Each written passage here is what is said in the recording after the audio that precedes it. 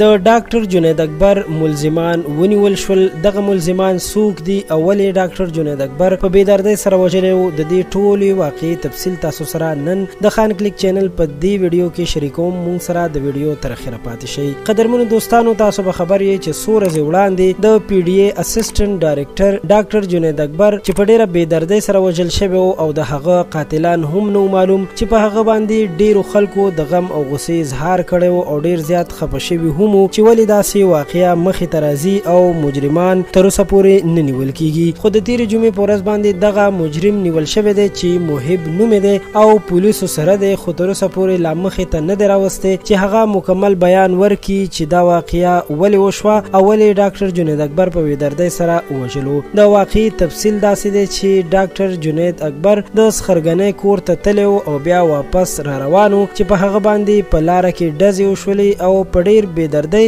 او په بېرحمانه توګه باندې ووژل شو. د هغه د کلي او د علاقې خلک وایي چې هغه یو ډېر ښه انسان او هیڅ چا سره هم بد نه کړي. هغوی په حیات آباد کې اوسېدل، خو هر هفته به خپل کلي ته راتلو او خپلو خلکو سره یې مړی ژوندی ډېر ښه ساتلو. د جنید اکبر ماما او د هغه د کورنۍ نور خلک وایي چې هغه زموږ په لاس کې وړوکی رالوی شو، هیڅ چا سره هم داسې بد نه کړي چې موږ دې ووایو چې هغه د دې بدو په وجه باندې وژل شوی دی. قدرمنو دوستانو، دا واقعه څو ورځې وړاندې شوې ده او په دې باره کې پولیسو ډېر کوشش کولو چې دغه مجرم ونیسي، چې اوس کامیاب شول او دا د 400 د پولیسو یوه لویه کامیابي ده چې داسې یو نامعلوم مجرم را پیدا کو.